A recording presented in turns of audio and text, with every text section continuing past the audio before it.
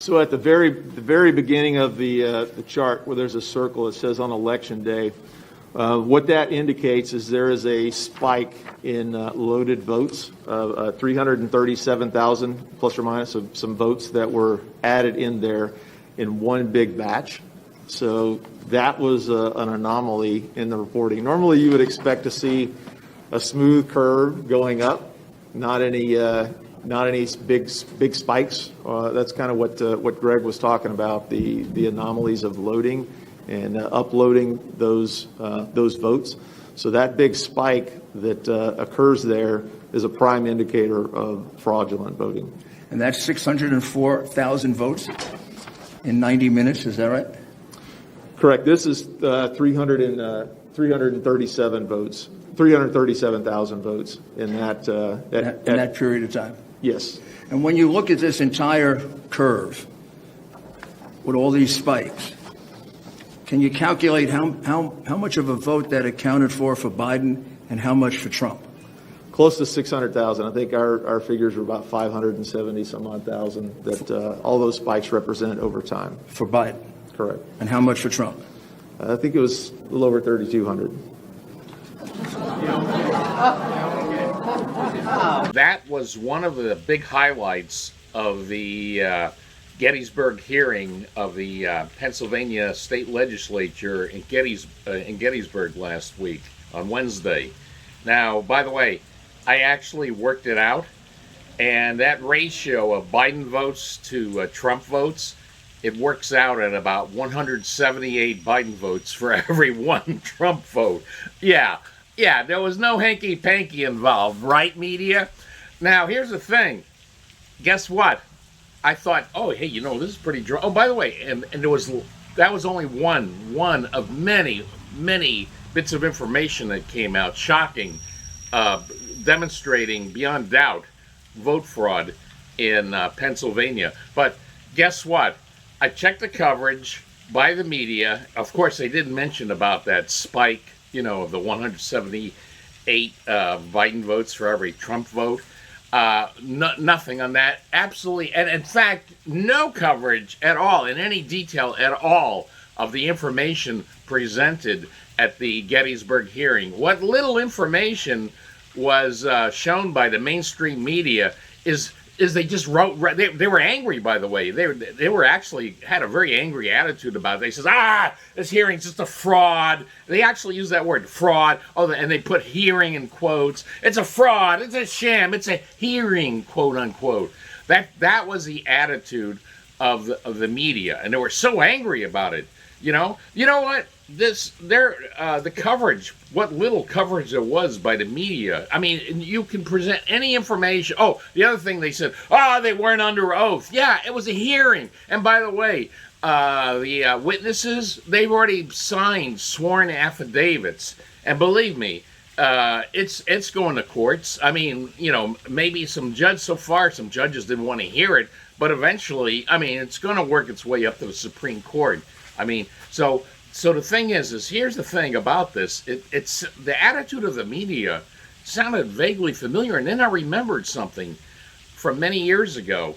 Now, a lot of you, this is when I lived in Los Angeles, by the way, a lot of you know that I'm really big into couponing, and my couponing craze, it sort of really started in Los Angeles the first time. One reason is because they had doubling of you bring a coupon in, and most stores, like Ralph's back then, I don't know about now, they used to double the coupons. So your coupon, if its coupon said $1 off, it was $2 off. So it was quite a jump. Some places, there was one place that every few months, they would actually give you triple coupons. So anyway, make a long story short here, I had a neighbor that, he had a pretty bad drinking problem, and he was on the wagon, and he was looking for something to do, and and I should say, while he was on the wagon, man, he also had anger management issues. Keep that in mind.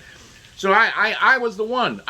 He didn't know anything about coupons. I showed him, hey, you could save a lot of money. You could hardly be paying anything for food and other things in the stores if you use the coupons right. So I got him into couponing. He got really big into couponing.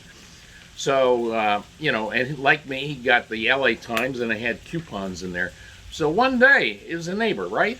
So one day he comes up to me and he's like cursing and angry, and he's going, you stole my damn coupons. You stole them. I said, what are you talking about? He says, my coupon, there was, it was a Sunday, right, where the coupons, he says, I opened up my newspaper and there's no coupons. You stole them because I know you're really big into couponing. Yeah, I'm the guy that got him into couponing. He says, listen, first of all, it was a holiday weekend. And if you know anything about coupons, there's no or sometimes very limited numbers of coupons on holiday weekends. I forgot what holiday it was. It could have been Memorial Day weekend, Labor Day, I don't remember. But anyway, I said to him, I says, listen, first of all, I couldn't have stolen your coupons for the simple reason there's no coupons this Sunday. It's a holiday weekend. He says, you're a liar. You're a damn liar. Just really angry. Man, I can't believe this guy. I'm serious. It was heading towards a fist fight. It definitely was, because I was getting angry too. This guy's such an idiot, I mean, I'm the guy who got him into couponing. Well, and there's no coupons to steal. So we're going back and forth. And seriously, I thought the police would show up. That's what I'm going in my mind, because definitely this guy's calling me a damn liar and a thief, and all this. So then I noticed, he's got his paper there. He's showing me. He says, yeah, it's not in here. It's not in. I said, hey, wait. Look at what it says. Look at it. It was like a little notice on the front of the newspaper. And it said something up to the effect of, due to the holiday weekend, there are no coupons. So I said, look, it tells you there's no coupons. And you know what he did? He just went, I don't care. He says, you're still a damn thief, and walked away. Of course, I never talked to the guy. I never really had anything to do with the guy again. Just really bad attitude. But that's the same attitude as the media. You could say, look, here's the facts. Here's the person. I don't care. Biden won. I don't care. So that's what we're going to see. That's because guess what? Next week, there's going to be hearings in other states. It's the same attitude from the media. Don't be too surprised. You stole my coupons. Or no, I don't care about the facts about election fraud. So we're going to be seeing quite a bit of this. I'm looking forward to the meltdown, when the state legislators, the evidence is just so overwhelming. That the Pennsylvania state legislatures are going to give their votes for Trump, and I'm pretty sure. And the absurd spike that was shown in the video, same thing happened in Michigan and especially Wisconsin. So the evidence is overwhelming, and the media is just trying to write it off. It's just a fraud hearing. It's a fake. It's a hearing. Don't want to hear it. Well, and by the way, in case you haven't heard, I have to make this official announcement. Robust safeguards help ensure the integrity of elections and results. See you later.